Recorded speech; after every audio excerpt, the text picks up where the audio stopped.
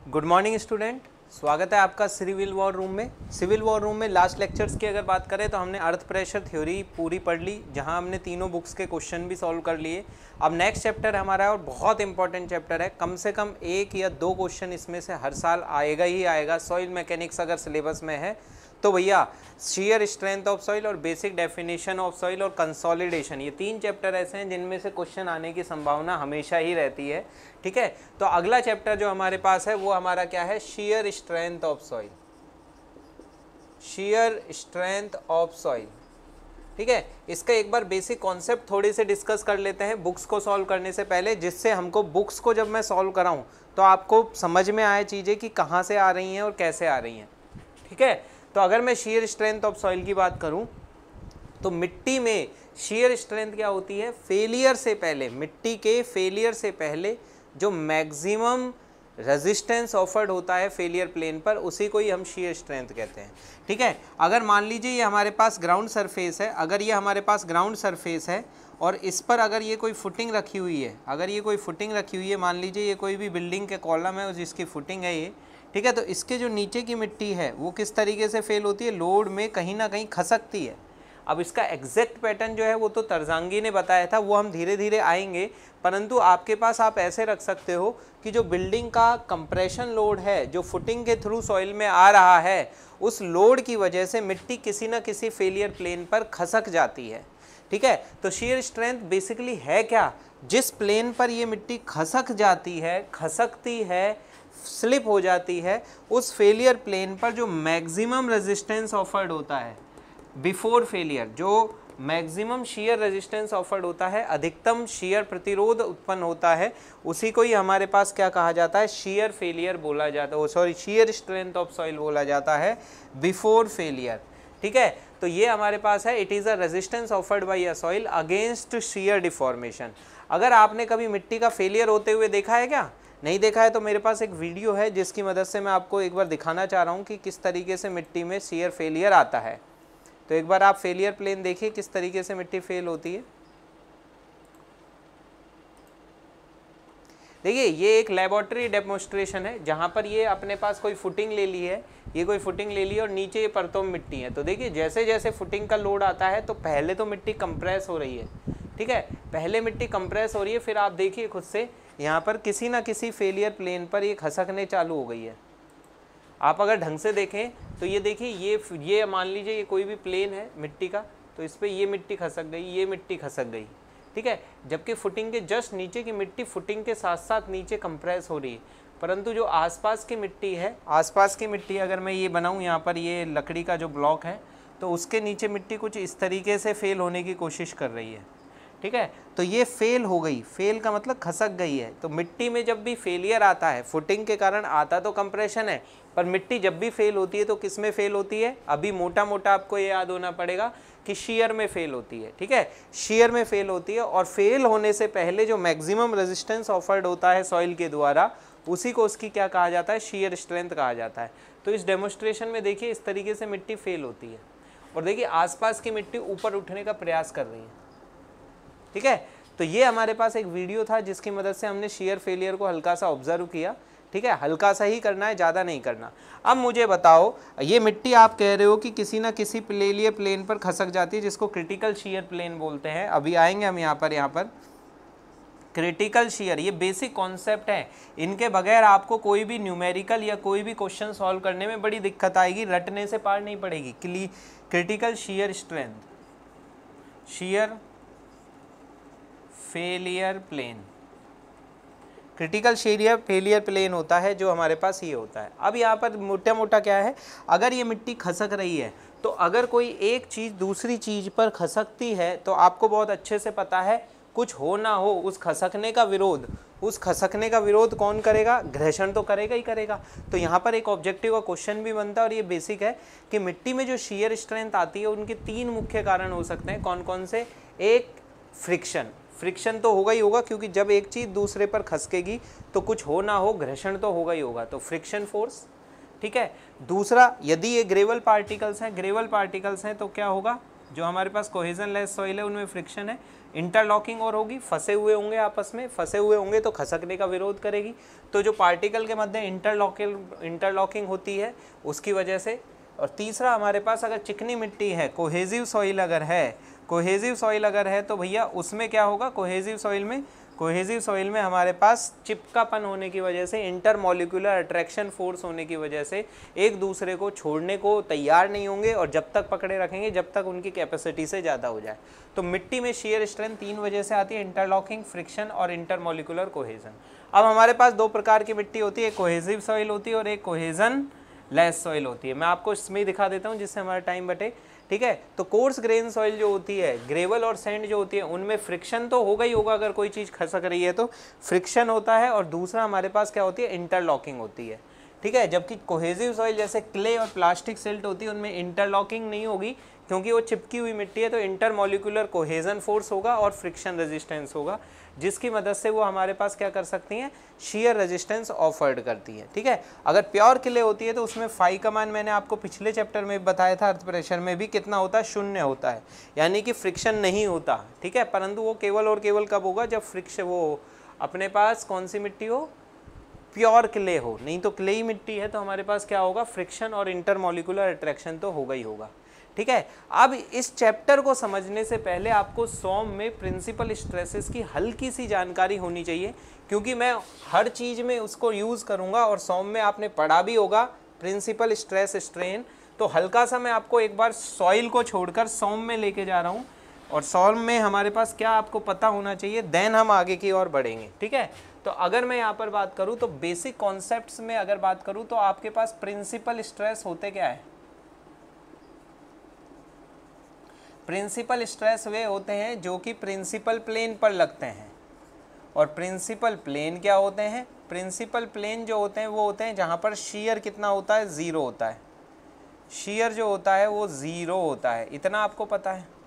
दूसरा एक केस आपको पता होगा कि अगर मान लीजिए बाई एक्शियल लोडिंग है और प्रिंसिपल स्ट्रेसेस आपको दे रखे हैं सिग्मा 1 और ये वाई एक्सेस में भी लोडिंग दे रखी है 2D में, ये सिग्मा 2 और सिग्मा 2 है, ठीक है। क्योंकि इस प्लेन पर कोई शेयर नहीं लग रहा, इस प्लेन पर कोई शेयर नहीं लग रहा, तो इस प्लेन पर अगर कोई शेयर नहीं लग रहा तो हम क्या कह सकते हैं कि भाई हमारे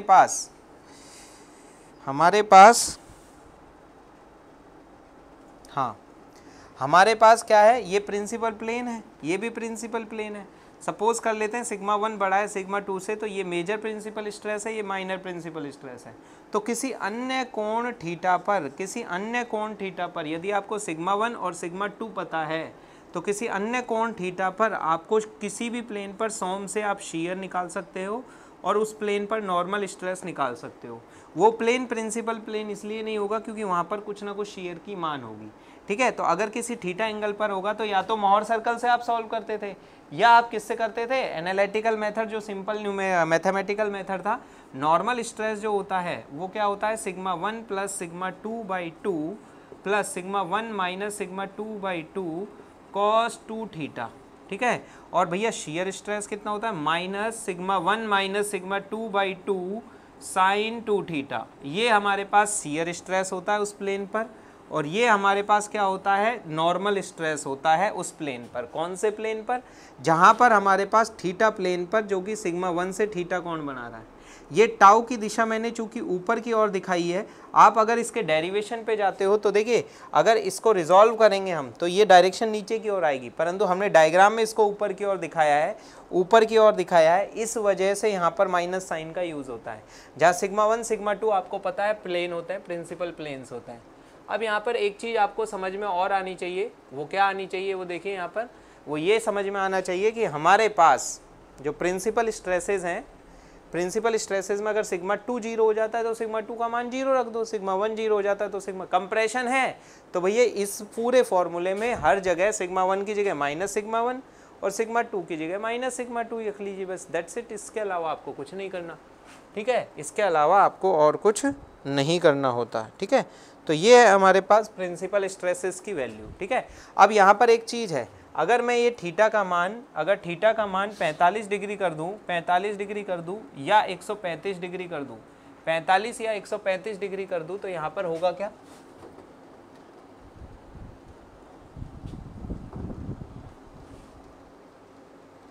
तो यहाँ पर होगा क्या, ये थोड़ा सा एसी प्रॉब्लम कर रहा है,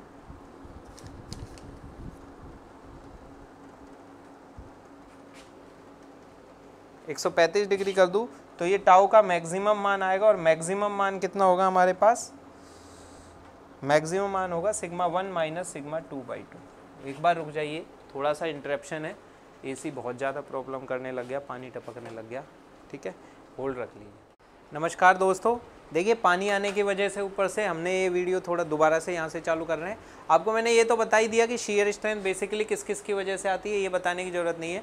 मैं कह रहा था कि शेयर स्ट्रेंथ पढ़ने से पहले आपको सॉम का क्या पता होना चाहिए था, प्रिंसिपल स्ट्रेसेस पता होना चाहिए था, वो मैंने आपको लिख तो दिया ही था।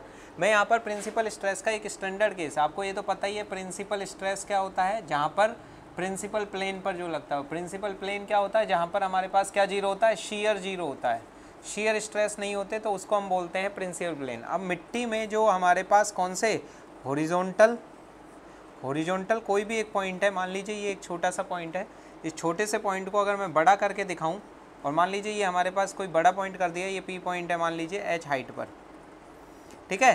तो अगर एच हाइट पर ये कोई पी पॉइंट है तो भैया इसके ऊपर जो ये वाला प्लेन है ये भी प्रिंसिपल प्लेन है, और ये वाला प्लेन है ये भी प्रिंसिपल प्लेन है, ठीक है। तो इनके ऊपर जो वर्टिकल और हॉरिजॉन्टल थ्रस्ट, अब दोनों ही चीज़ आपको निकालना आती है। पिछले चैप्टर से आपने लेटरल प्रेशर निकाल लिया, और उससे पहले इफेक्टिव स्ट्रेसेस की बात करें तो आपने वर्टिकल स्ट्रेसेस भी निकालना सीख लिया।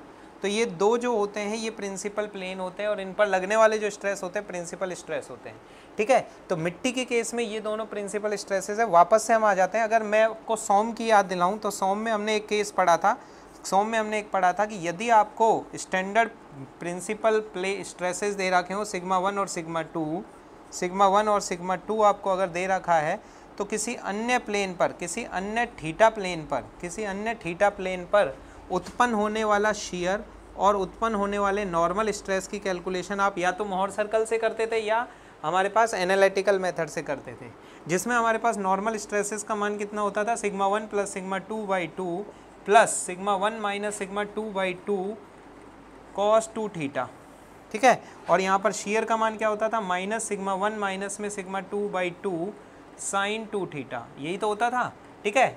माइनस साइन यहाँ पर ये व्यक्त करता है कि हम जो ये शेयर है इसको ऊपर की ओर बना रहे हैं, ठीक है। मैं क्यों इसमें इंटरेस्टेड हूँ, क्योंकि इस शेयर में, क्योंकि अभी अभी जो मैंने आपको वीडियो दिखाया था, जो वीडियो हमने दिखाया था उसमें हमारे पास क्या था, उसमें मिट्टी जब फेल होती है तो किसी ना किसी शेयर प्लेन पर फेल होती है, ठीक है। किसी ना किसी शेयर प्लेन पर जब फेल होती है, ये देखिए किसी ना किसी जब शेयर प्लेन पर फेल हो रही है, ये मिट्टी यहाँ पर देखिए ये जो है, ठीक है। तो अगर किसी ना किसी शेयर प्लेन पर अगर ये फेल हो रही है तो हमारे पास एक चीज़, आपको ये चीज़ समझ में आनी चाहिए कि क्या होगा यहाँ, हाँ, तो ऊपर से जो आने वाला वर्टिकल लोड है वो, उसकी वजह से हॉरिजॉन्टल थ्रस्ट कितना आएगा, पिछले चैप्टर में हम सीख गए हैं, ठीक है। तो जो ये जो तिरछे प्लेन पर फेल हो रही है, तो उस प्लेन पर टूटने से पहले, यही तो डेफिनेशन थी, before failure maximum resistance offered by soil is called shear strength. तो ये जो अपने पास थीटा प्लेन पर हमारे पास है, तो ये जो शेयर है ये निकालना चाहते हैं। अब इसको निकालने के लिए जो मैथमेटिकल बैकग्राउंड है, जो हमको कहाँ से पता लग रहा है, सॉम से पता लग रहा है, प्रिंसिपल स्ट्रेसेस वाले चैप्टर से। बस अभी आपको केवल इतना याद करना है कि भैया जो ये नॉर्मल स्ट्रेस और शेयर स्ट्रेस की वैल्यू कितनी होती है। अब यहाँ पर अगर मैक्सिमम शेयर है तो आपको पता है, अगर मैं इस थीटा का मान 45 या 135 डिग्री रख देता हूँ तो 45 रखते ही ये साइन 90 हो जाएगा, और टाउ मैक्सिमम मान आ जाता है, और टाउ मैक्सिमम का मान कितना होता है, सिग्मा 1 माइनस सिग्मा 2/2, ठीक है। अगर इसका मॉड ले लूँ, माइनस तो केवल दिशा को व्यक्त करता है कि एक्चुअल में ये नीचे की ओर होता है, हमने इसको ऊपर की ओर बताया। तो मैक्सिमम शेयर प्लेन ये होता है, ठीक है। मैक्सिमम शेयर प्लेन 45 135 पर होता है, ये चीज़ हम सॉम में पता है, बस हमको हमारा कंसेप्ट पर आना है, ठीक है। तो ये चीज़ हमारे पास स्ट्रेंथ ऑफ मटेरियल से हमको पता होनी चाहिए, जो कि आपको पता भी है, ठीक है। मोहर सर्कल के बारे में बात हम बाद में करेंगे, पर इतना अगर हमको पता है तो हम अब कुछ ना कुछ इसमें कर सकते हैं, ठीक है। अब इन केस ऑफ सॉइल, अगर यहाँ पर अगर मैं क्या बात करूँ, सॉइल के केस की बात करूँ,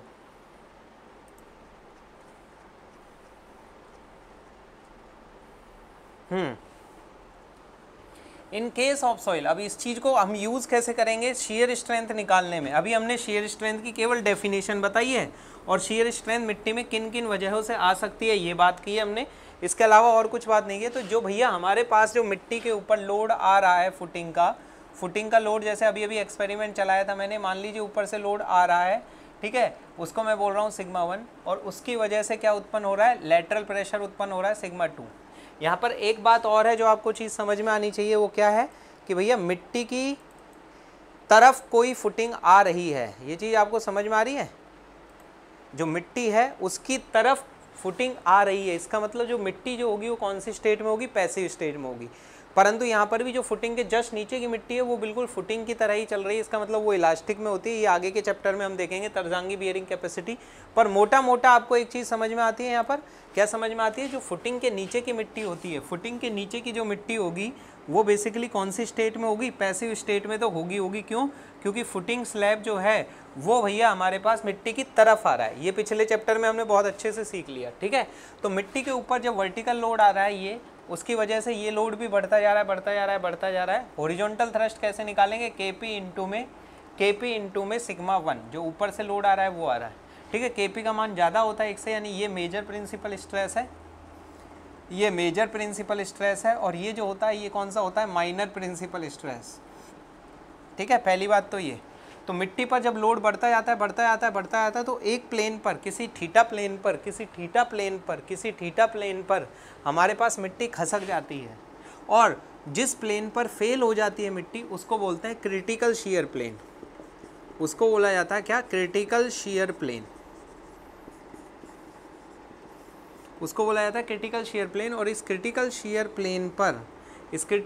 प्लेन पर उत्पन्न होने वाला जो शीयर स्ट्रेस है उसी को ही क्या बोला जाता है, शीयर स्ट्रेंथ ऑफ सॉइल बोला जाता है। यहाँ पर ये टाउ 45 डिग्री पर नहीं है, ठीक है। अगर ये 45 डिग्री पर होता तो टाउ मैक्सिमम हो जाता, जैसे सॉम में मैंने बात करी सिग्मा 1 माइनस सिग्मा 2/2, परंतु मैंने क्या कहा, मैक्सिमम शीयर प्लेन 45-135 पर नहीं है, ये क्रिटिकल शीयर प्लेन होता है थीटा सी। और इस थीटा सी का जो मान होता है अगर आपको मैं बताऊं तो ये जो मान होता है हमारे पास वो कितना होता है, 45 + π/2। 45 थीटा सी का जो मान होता है वो होता है 45 + π/2, ठीक है। इससे मेजर प्रिंसिपल स्ट्रेस से या मेजर प्रिंसिपल प्लेन से, ठीक है, 45 + π/2 होता है। अगर हॉरिजॉन्टल से बात करेंगे तो कितना होगा, ये 45 + π/2 है, ये 90 है, तो ये आएगा 45 - π/2, ठीक है। तो यदि इस प्लेन से बात करें, माइनर प्रिंसिपल प्लेन, क्योंकि सिग्मा 1 माइनर है, माइनर प्रिंसिपल प्लेन से बात करें तो 45 - π/2, और मेजर प्रिंसिपल प्लेन से बात करें तो 45 + π/2 होता है, ठीक है। और इस प्लेन पर उत्पन्न होने वाला शीयर स्ट्रेस ही क्या कहलाता है, हमारे पास शीयर स्ट्रेंथ कहलाता है। और इस प्लेन पर नॉर्मल स्ट्रेस भी होगा, उसकी कैलकुलेशन वैसे ही करेंगे जैसे हमने बताई थी, sigma 1 + sigma 2/2 + sigma 1 minus sigma 2/2 cos 2 theta, ये नॉर्मल स्ट्रेस निकालने का फॉर्मूला है। और शीयर स्ट्रेस निकालने का फॉर्मूला भी वही होगा जो मैंने आपको बताया था, वही minus sigma 1 minus sigma 2/2 sin 2 theta, जहाँ पर थीटा की जगह क्या रखेंगे हम, थीटा सी रखेंगे। थीटा सी का मान कितना होगा, 45 + π/2 होगा। ये बात समझ में आ रहा है। अब ये फेल कहाँ पर होता है ये और देख लीजिए आप एक बार, ठीक है। देन हमारा बेसिक क्लियर हो जाएगा कि बेसिकली शीयर स्ट्रेंथ में कौन से शीयर की बात हो रही है। आपको ये मैं बोर नहीं कर रहा, ये बेसिक कॉन्सेप्ट है, कम से कम ये आपको पता ही होना चाहिए, जब भी आपको आगे की कहानी समझ में आएगी। क्लियरली अगर आपको समझना है तो तभी समझ में आएगी, इसलिए मैं आपको ये पहले ही बता रहा हूँ, ठीक है। चलिए अब आगे की बात चलें। यहाँ पर हमारे पास तो क्या है, देखिए अगर मैं बात करूँ यहाँ पर शेयर की, तो अगर देखिए नॉर्मल स्ट्रेसेस का फॉर्मूला मैंने आपका सॉम, क्योंकि ये सॉम का थोड़ा बहुत आना चाहिए, और ये शेयर, तो जैसे जैसे मैं प्लेन झुकाता जा रहा हूँ तो थीटा सी बढ़ रहा है। अगर थीटा सी बढ़ रहा है तो cos 2 थीटा सी का मान क्या होगा, cos 2 थीटा सी का मान क्या होगा, घटेगा, क्योंकि cos का मान 0 पर 1 होता है, फिर धीरे धीरे थीटा का मान बढ़ता है तो कम होता है, तो cos 2 थीटा सी तो घटेगा, जबकि sin 2 थीटा सी क्या होगा, बढ़ेगा, ठीक है। cos 2 थीटा सी, जबकि सिग्मा 1 और सिग्मा 2 नहीं बढ़ रहे, ठीक है। इसका मतलब क्या है, ये दोनों चीज़ें कॉमन है, तो ये वाली चीज़ अगर देखूँ cos थीटा 2 घटेगा, इसका मतलब नॉर्मल स्ट्रेस घटेगा, मतलब इसका प्रभाव कम होगा, और ये वाली वैल्यू बढ़ती जाएगी। अभी मैक्सिमम नहीं पहुंचा, मैक्सिमम तो 45 पर पहुंचेगा, जबकि ये 45 + π/2 है, ठीक है, ठीक है। ये बढ़ रहा है, ठीक है। तो इन दोनों का रिजल्टेंट, किन दोनों का रिजल्टेंट, नॉर्मल स्ट्रेस और शीयर स्ट्रेस का जो परिणामी बल है, वो जैसे जैसे आप एंगल ऑफ इंक्लिनेशन बढ़ाओगे, यानी थीटा सी का मान बढ़ रहा है जैसे जैसे, तो ये इंक्लिनेशन किसकी तरफ झुकेगा, जो मजबूत होता जा रहा है, मतलब कि शीयर की ओर झुकेगा, क्योंकि शीयर स्ट्रेस तो बढ़ रहा है और नॉर्मल स्ट्रेस घट रहा है, ठीक है, नॉर्मल स्ट्रेस जो है हमारा वो घट रहा है। ये बात समझ में आ रही है।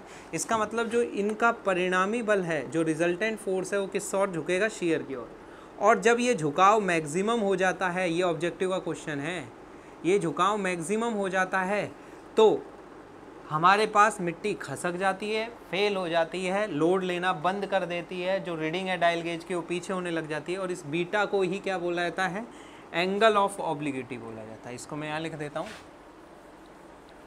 इसको बोला जाता है हमारे पास एंगल ऑफ ऑब्लिगिटी।